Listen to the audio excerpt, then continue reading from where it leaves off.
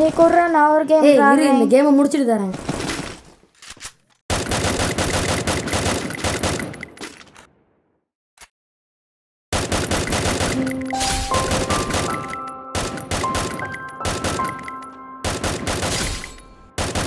ஐயா அப்பா வந்துட்டாங்க.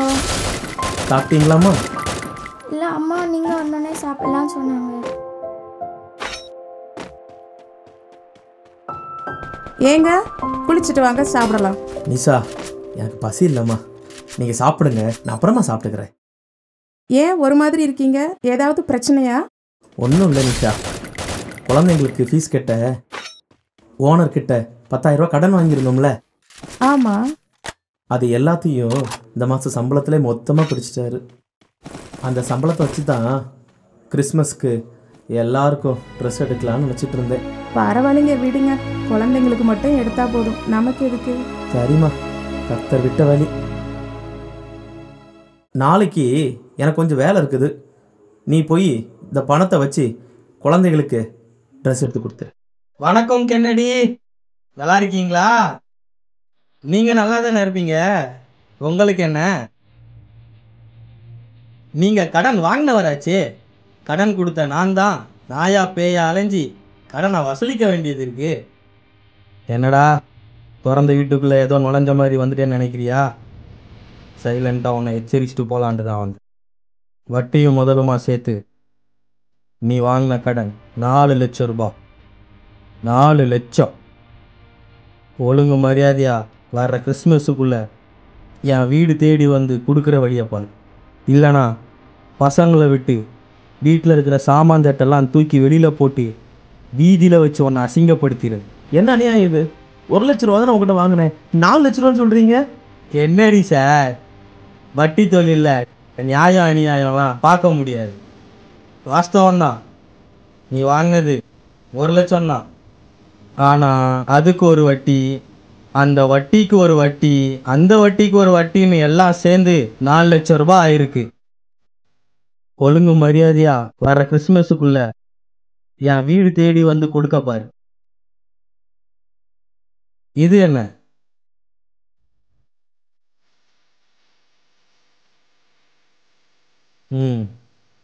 என்னம்மா வட்டிக்கு காசு வாங்கியிருக்காரு, அதை திருப்பி கொடுக்கணும்னு சொல்ல மாட்டியா?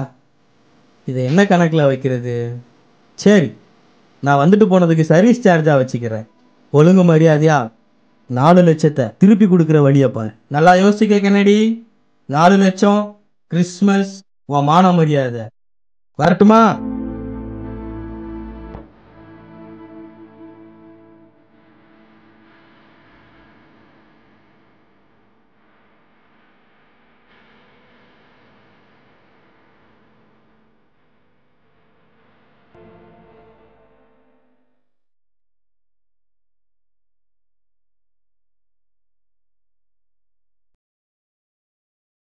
என்னங்க இவ என்ன பண்ணி வச்சிருக்கா உங்களுக்கு தெரியுமா? எதுக்கு இப்படி கத்துற? என் மகன் என்னை கொலையா பண்ணிட்டான். மகனே வாயா. ஏற்கனவே அம்மாவுக்கு 1000 டென்ஷன் இருக்குது, அதில் நீ வேற ஏன்பா டென்ஷன் பண்ற? நான் ஒன்றும் பண்ணலப்பா. ஆமா, இவ ஒண்ணு பண்ணாமதான் பக்கத்து வீட்டு பையன் மண்டையை உடைச்சு அவனுக்கு 10 தையல் போட்டு வச்சிருக்காங்க. ஏப்பா என்னப்பா இது? உங்க அம்மா என்ன சொல்றாங்க? பக்கத்து வீட்டு பையனை சைக்கிள்ல இருந்து கீழே தள்ளி விட்டுருக்கான் இவன். என்னன்னு கேளுங்க இவனை. என்ன சொல்ற மகனே? என்னப்பா இது? நம்ம பக்கத்து வீட்டு ஜான் இருக்கான்ல, நானும் அவனும் சைக்கிள் ரேஸ் போட்டோம்.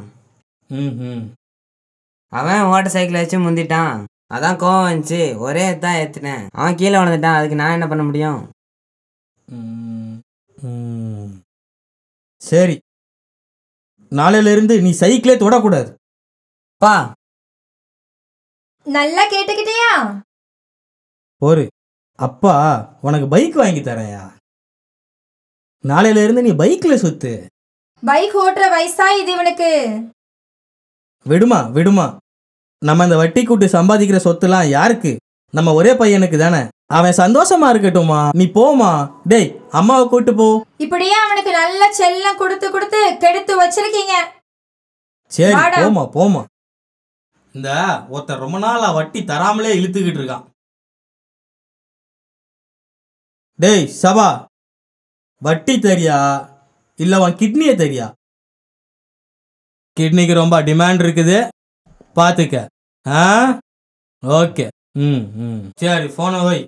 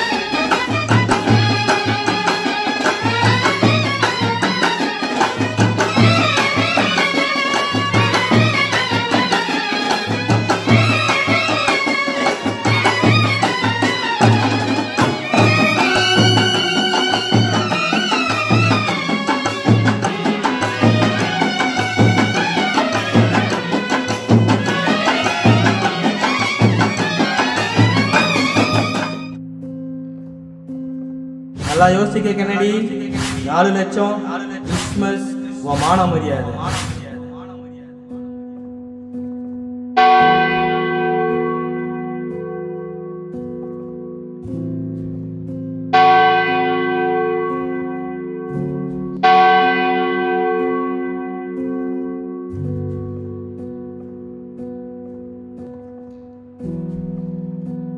நிஷா, நான் தப்பான முடிவு எடுத்து நினைக்கிறியா? இல்லைங்க, நாளைக்கு இந்த ஊரே கிறிஸ்மஸ் கொண்டாடும் போது அந்த வட்டிக்காரன் நம்மளை வந்து அசிங்கப்படுத்தினா அதை என்னால் தாங்க முடியாதுங்க. அதுக்கு செத்து போகிறதே நல்லது தாங்க. பிள்ளைங்களை நினச்சாதான் கவலையாக இருக்கு. நம்ம உயிரோடு இருக்கும்போதே நமக்கு உதவாத நம்ம சொந்தக்காரங்க நம்ம செத்த பிறகு எப்படி நம்ம பிள்ளைகளை பார்த்துக்குவாங்க? நாளைக்கு நம்ம இல்லாம நம்ம குழந்தைங்க கஷ்டப்படுறத என்னால் நினச்சி கூட பார்க்க முடியல. நிஷா, நான் ஒன்று சொல்லட்டுமா? பேசாம நாமும் அவங்களையும் கூப்பிட்டுட்டு போயிடுவோமா? நீங்கள் சொல்கிறது சரிதாங்க. நம்ம குழந்தைகளை யாரும் பார்க்க மாட்டாங்க. இதை பாலில் கலந்து எடுத்து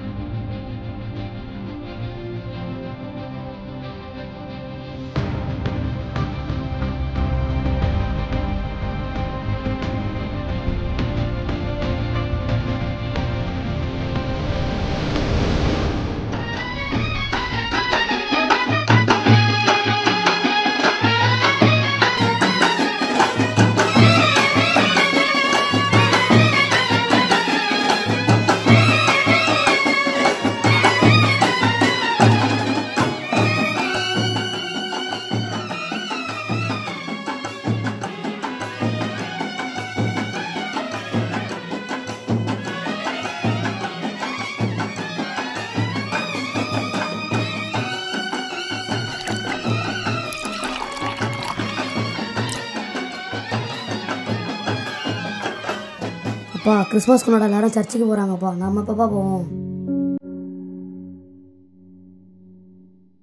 புது ட்ரெஸ் இல்லைனாலும் பரவாயில்லப்பா, வாங்கப்பா போவோம். நம்ம சர்ச்சுக்கு போக போகிறது இல்லைப்பா. ஏன்பா? ஏசப்பாக்கு நம்மளை பார்க்க பிடிக்கலையா? நம்ம வேற இடத்துக்கு போகலாப்பா. எங்கப்பா போகிறோம்?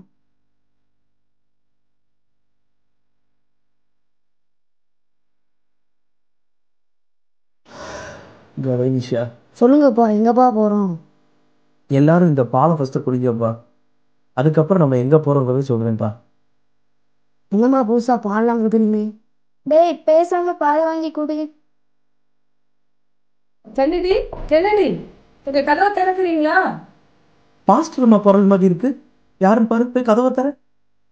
கென்னடி, கென்னடி, கென்னடி, கென்னடி, உங்ககிட்ட ஒரு முக்கியமான விஷயமா பேச வந்திருக்கேன்.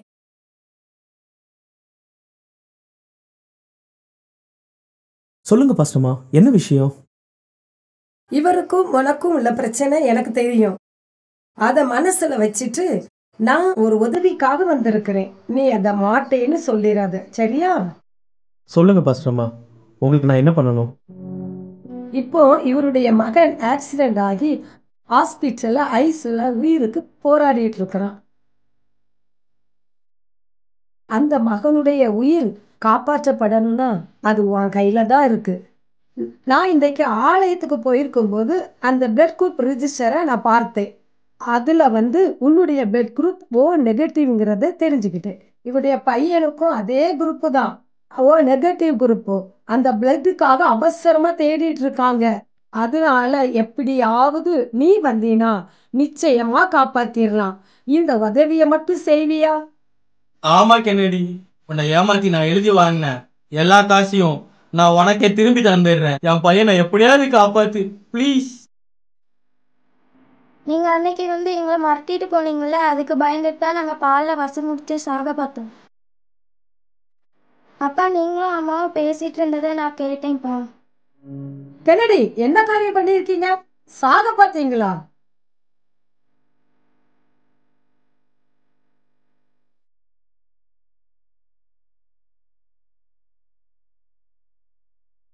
காலம் வரும் முன்னே நீ ஏன் சாக வேண்டும் என்று வேதம் சொல்லி இருக்கிறது.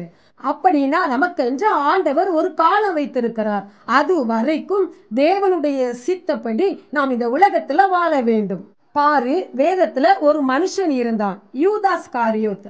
அவன் நான்று கொண்டு செத்தான். அவனுடைய முடிவு என்னாச்சு தெரியுமா? வேதத்துல சொல்லி இருக்குது வசனம், கேட்டின் மகன் கெட்டழிந்து போயிட்டான். அவனுக்கு பரலோகமே கிடைக்கல. அவன் நரகத்துல தான் துன்பப்பட வேண்டியது இருக்கிறது. நீ நினைச்சிட்டா இதோட நம்ம காலம் முடிஞ்சிருச்சு, இனிமே சமாதானமா இருக்கலாம்னு சொல்லி. இல்ல இல்ல, பரலோகம் ஒன்று உண்டு.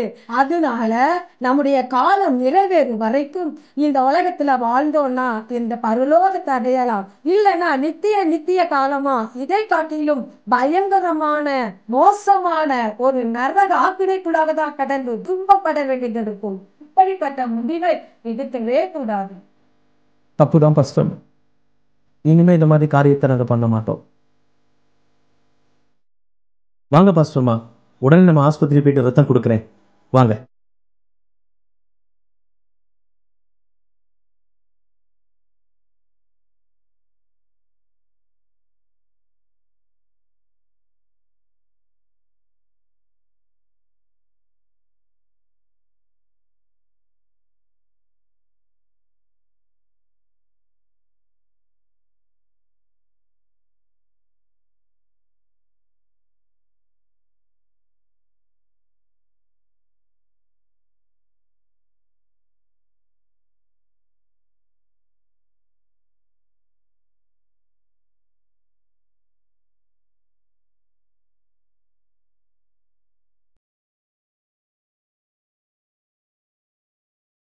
அம்மா வலிக்குதுமா.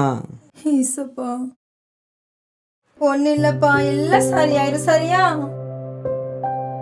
நான் எத்தனை தடவை உங்ககிட்ட சொல்லிருக்கேன், இப்படி வட்டிக்கு விட்டு அப்பாவிங்களோட பணத்தை பாவமா சம்பாதிக்காதீங்கன்னு. அந்த பாவம் நம்மள சும்மா விடுமா? அந்த பாவம் தான் இப்ப நம்ம பிள்ளைய தண்டிச்சிருச்சு. ஏசப்பா ஒரு நாள் தண்டிக்க மாட்டாருமா, அவர் மன்னிக்க தான் செய்வாரு. அண்ணா, உங்களுக்கு ரொம்ப நன்றி அண்ணா. என் புருஷன் எவ்வளவோ துரோகம் உங்களுக்கு பண்ணிருக்காரு. ஆனா அதெல்லாம் நீங்க பொறுப்பெடுக்காம என் பிள்ளையோட உயிருக்கு உங்க ரத்தத்தை கொடுத்து காப்பாத்திருக்கீங்கண்ணா. ரொம்ப நன்றி அண்ணா. இதுக்கு எதுக்குமா நன்றி இல்ல? இயேசு கிறிஸ்து தம்முடைய விலையேற பெற்ற இரத்தத்தையே இந்த உலகத்தின் ஜனங்களுக்காக சிந்த கொடுத்தாருமா. அதனால தான் இன்னைக்கு நம்ம எல்லாரும் காப்பாற்றப்பட்டிருக்கிறோம். ஏன்? அதனால தான் அவருடைய அன்பு, அவர் நம்மேல் வைத்த அந்த அன்பு நிமித்தமாக இந்த காரியத்தை ஆண்டவர் உங்க பிள்ளைகளுக்கு செய்ய வைத்திருக்கிறாருமா. வேதத்துல என்ன சொல்லியிருக்கு தெரியுமா? உங்களுக்கு நன்மை செய்ய திராணி இருக்கும்போது அதை செய்யத்தக்கவர்களுக்கு செய்யாமல் இராதே என்று சொல்லி இருக்கிறது. கட்டாயம் நீங்கள் நன்மை செய்யணும்னு சொல்லி நம்முடைய வேதம் நமக்கு சொல்லி இருக்கிறதுனால ஆண்டவர் உங்க பிள்ளைகளுக்கு இறங்கி இந்த நன்மையை இந்த நபர்கள் மூலமாய் செய்ய வச்சிருக்கிறாருமா. இது ஆண்டவர் செய்த பெரிய ஆசீர்வாதம், அவருடைய கிருபைமா. ஏசப்பா, உங்களுக்கு ரொம்ப நன்றி. உங்களை மாதிரி நல்ல எண்ணம் அந்த ஏசப்பா எனக்கே தரல.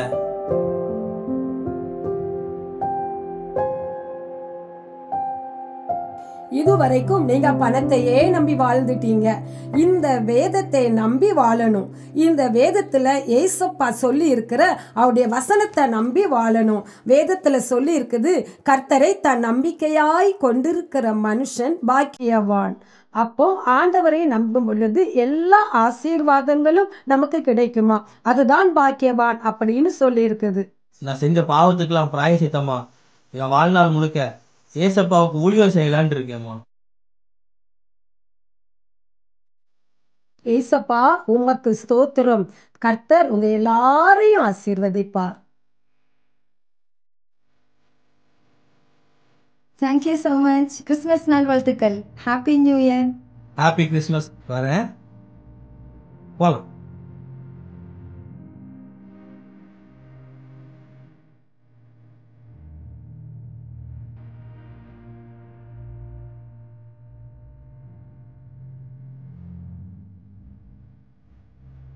வாங்க வாங்க வாங்க வாங்க வாங்க. எல்லாரும் எங்க கிளம்பிட்டீங்க? சர்ச்சுக்கு போறோம். நாங்களும் சர்ச்சுக்கு தான் கிளம்பி இருக்கோம். இந்த கிறிஸ்மஸுக்கு நாங்க கொடுக்கிற இந்த ட்ரெஸ்ஸை தான் நீங்க எல்லாரும் குடும்பமா போட்டு வரணும். தேங்க்யூ. நாங்களும் சந்தோஷமா கிறிஸ்மஸ் கொண்டாடுறோம். நீங்களும் சந்தோஷமா கிறிஸ்மஸ் கொண்டாடுங்க. Happy Christmas. கிறிஸ்துவுக்குள் பிரியமான பெனியல் டெலிவிஷன் நேயர்களே, நடந்து முடிந்த அந்த குறு நாடகத்தை நீங்கள் கவனித்திருப்பீர்கள். தரித்திரராய் இருந்து வாழ்வில் எல்லாமே முடிந்துவிட்ட சூழ்நிலை தங்களை மாய்த்து பிரபஞ்சத்தில் அழிந்துவிட வேண்டும் என்று தீர்மானித்த அந்த குடும்பத்தை எவ்வளவு கிருபையாய் கர்த்தர் வாழ வைத்தார். அதுபோலத்தான் பரிசுத்த வேதாகமத்தில் 2 கொரிந்தியர் 8வது அதிகாரம் 9வது வசனத்தில் நம்முடைய கர்த்தராகிய இயேசு கிறிஸ்துவின் கிருபையை அறிந்திருக்கிறீர்களே, அவர் ஐஸ்வர்யம் உள்ளவராயிருந்தும் நீங்கள் அவருடைய தரித்திரத்தினாலே ஐஸ்வர்யவான்கள் ஆகும்படிக்கு உங்கள் நிமித்தம் தரித்திரரானாரே என்று எழுதியிருக்கிறது. ஒருவேளை இந்த கிறிஸ்துமஸ் பண்டிகையை மிகுந்த ஒரு பொருளாதார நெருக்கடிக்கு நடுவில், பண பிரச்சனைக்கு நடுவில், கடன் பாரங்கள், தரித்திரத்தின் நடுவில் எதிர்கொள்ளுகிற சத்துவம் இல்லாமல் கலங்கி தயங்கி கைவிடப்பட்டு நம்பிக்கையை இழந்து வாழ்வின் இறுதி நிலைக்கு ஒருவேளை வந்திருக்கலாம். ஆனால் உங்களுக்காக தமது ஜீவனையே சிலுவையில் ஊற்றி கொடுத்த நம் அன்பு தகப்பன் இயேசு கிறிஸ்து உங்களை ஐஸ்வர்யம் உள்ளவர்கள் ஆக்குகிறதற்காக சிலுவையில் அவர் தரித்திரரானார் என்று எழுதியிருக்கிறது. அவருடைய தரித்திரத்தினால் நாம் ஐஸ்வர்யவான்கள் ஆகிறோம் என்பதுதான் கர்த்தருடைய சுவிசேஷம். கலங்காத, எப்படிப்பட்ட நிலையிலும் இருந்து உங்களை தூக்கி எடுக்க என் ஆண்டவர் வல்லமை உள்ளவர். உங்கள் கண்ணீரை துடைக்கிறவர், உங்கள் இயலாமையில் உதவி செய்கிறவர், உங்கள் இழப்பில் உங்களை ஆதரிக்கிறவர், இழந்து போனதை திரும்ப தந்து அற்புதமாய் நீங்கள் திரும்பவும் வாழ உங்களுக்கு வழி செய்கிறவர். அவருடைய நாமத்தின் மீது விசுவாசம் வைத்து, அப்பா எனக்கு உதவி செய்யும் என்று அவரை நோக்கி கூப்பிடும் போது கர்த்தர் உங்களுக்கு அற்புதம் செய்து நிச்சயம் உங்கள் வாழ்வின் தரித்திரத்தை மாற்றி ஐஸ்வர்யவான்கள் ஆக்குவார். அதற்காகத்தான் கிறிஸ்து 2000 வருஷங்களுக்கு முன்பு இந்த பூமிக்கு நம்மை போல ஒரு மனுஷனாய் அவதரித்து பிறந்தார். நம்மை போல ஒரு ஏழை குடும்பத்தில் வாழ்ந்த அவர் ஒரு மனிதனுடைய வாழ்வின் அத்தனை பிரச்சனைகளையும் இளம் வயதிலேயே சந்தித்த நிர்பந்தத்திற்கு நடுவில் இருந்தார். நம் ஆண்டவர் உங்களுக்கு உதவி செய்ய துடிக்கிறவர். அவருக்கு உங்கள் இருதயத்தில் இடம் அளித்த தகப்பனே, உமது கைகளில் என்னை தாழ்த்தி ஒப்புவிக்கிறேன். என் இருதயத்தில், என் வீட்டில், என் வாழ்வில், என் பிரயாசங்களில் உம்மை விசுவாசித்து ஏற்றுக்கொள்கிறேன். உங்கள் கைகளில் என்னை ஒப்பு கொடுக்கிறேன். என்னை ஆசீர்வதி, என் கண்ணீரை துடைத்து என்னை ஆறுதல் படுத்தும் என்று அவரை நோக்கி ஜெபிக்க போகிறோம். ஜெபிப்போமா? கண்களை மூடி ஜெபிப்போம். கிருபை நிறைந்த எங்கள் நல்ல தகப்பனே, நீர் ஐஸ்வர்யம் உள்ளவராய் இருந்தும் நாங்கள் எங்கள் தரித்திரத்திலிருந்து விடுவிக்கப்படும்படி உமது ஐஸ்வர்யத்தை மறந்து எங்கள் நிமித்தம் சிலுவையில் நீர் தரித்திரரானதை வேதத்தில் நாங்கள் வாசிக்கிறோமே. எப்படிப்பட்ட மனுஷனுக்கும் உதவி செய்ய உம்மால் முடியும் ஆண்டவரே. இதோ இந்த வார்த்தைகளை கேட்டுக்கொண்டிருக்கிற தமது அன்பு பிள்ளைகள் எப்படிப்பட்ட பொருளாதார பிரச்சனை, கடன் சுமை, பண பிரச்சனைகளில் அமிழ்ந்து கொண்டிருந்தாலும் உங்களை தூக்கி எடுக்க ஜெபிக்கிறேன். இந்த கிறிஸ்துவின் பிறப்பை சந்தோஷத்தோடு ஆசரிக்க நீரவர்கள் வாழ்வில், குடும்பத்தில் தகப்பனே நீர் வந்து உமது பிள்ளைகள் வாழ்வில் பிறக்க நான் ஜெபிக்கிறேன். மட்டுமல்ல ராஜா, அவருடைய சூழ்நிலைகளிலிருந்து அவர்களை விடுதலை செய்து ஆசீர்வதித்தருள வேண்டும் என்று ஜெபிக்கிறேன். உங்க பரிசுத்த புயங்களில் ஒப்புவிக்கிறேன். அப்படி செய்கிறதற்காக ஸ்தோத்திரம். இயேசுவின் நாமத்தில் ஜெபிக்கிறோம் எங்கள் நல்ல பிதாவே. ஆமென். கர்த்தரோ தமது மிகுந்த கிருபையினால் உங்கள் வாழ்வில் அனைத்து தரித்திரத்தையும் குறைவையும் மாற்றி தமது திவ்ய ஐஸ்வர்யத்தால் உங்களை ஆசீர்வதிப்பாராக. ஆமென்.